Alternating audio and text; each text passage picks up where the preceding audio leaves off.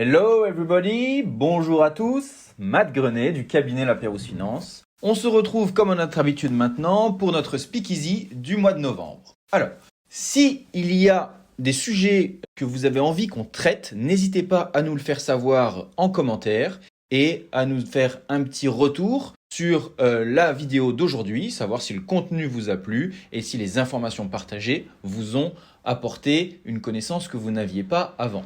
Et je vous invite aussi à mettre un like si la vidéo vous a plu. Aujourd'hui, on va faire la distinction entre la solution en investissement Pinel, donc le principe d'un investissement Pinel, et le principe d'un investissement en LMNP avec l'option de la loi Censi-Bouvard. Les deux lois, donc Pinel et Censi-Bouvard, ont pour finalité commune la défiscalisation immobilière et l'obtention de compléments de revenus. Néanmoins, leur champ d'application diffère. On peut distinguer plusieurs grands thèmes principaux. On va les reprendre ensemble. Premièrement, au niveau de l'investissement lui-même. Prenons en premier la loi Pinel. Donc, en Pinel, vous allez louer un appartement ou une maison à une personne qui va l'occuper en tant que résidence principale et qui bénéficie à ce titre d'un bail d'habitation protecteur pour le locataire qui peut libérer les lieux à son initiative sous un délai de 1 à 3 mois en fonction des zones géographiques où il se situe. Ensuite, pour la location meublée, en loi Censi-Bouvard, qui est valable aussi sans l'option Censi-Bouvard en LMNP classique.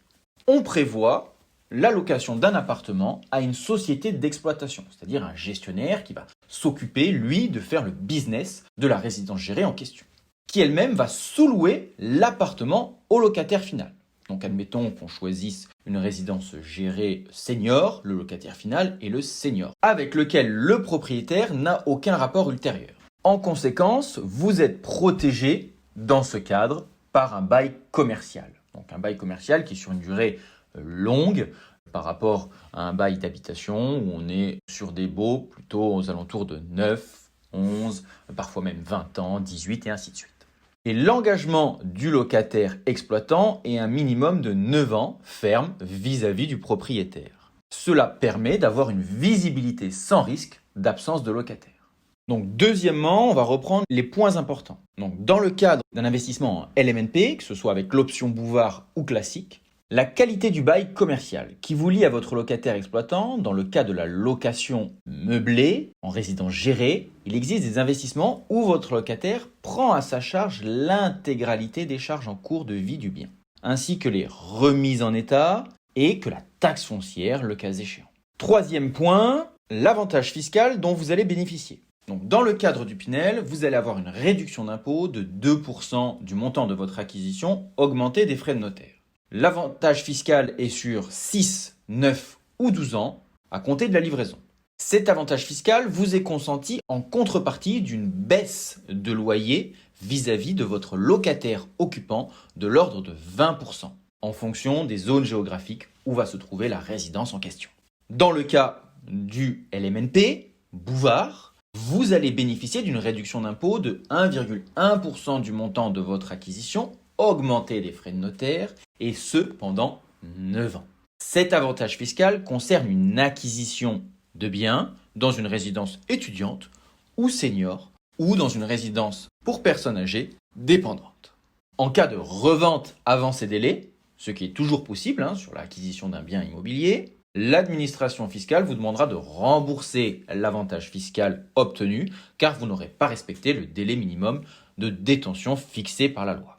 4. Un point fiscal important pour distinguer ces deux investissements. Le fait que l'acquisition de l'investissement en location meublée, avec option Bouvard ou sans l'option Bouvard, s'il est neuf, bénéficie du remboursement de la TVA de 20% qui a grévé le prix d'achat initial. Ce remboursement de TVA est effectué par le service des impôts au profit du propriétaire dans les 3 mois qui suivent la livraison du bien.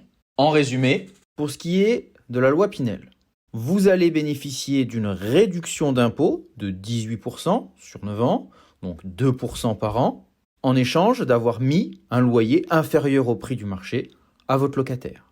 La loi Pinel peut s'appliquer à tout type de biens, neufs ou anciens réhabilités.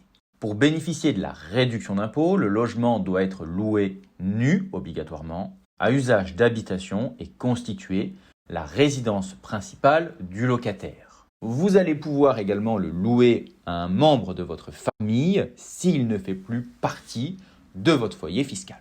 La loi Censi-Bouvard, quant à elle, permet une réduction de 11% du prix d'acquisition hors taxe étalé sur 9 ans.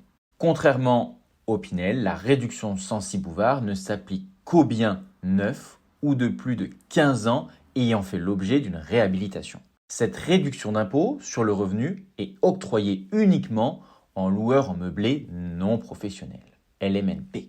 Si l'avantage fiscal conféré par la loi Pinel est supérieur à celle octroyée par la loi Censi-Bouvard, cette dernière a pour avantage de permettre une récupération de la TVA à hauteur de 20% si vous êtes éligible.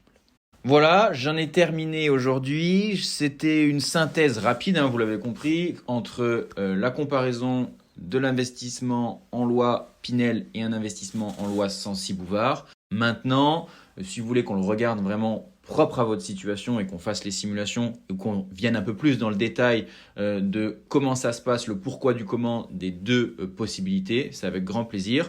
Appelez-moi, envoyez-moi un mail ou un SMS et comme ça on se cale un rendez-vous ensemble avec grand plaisir.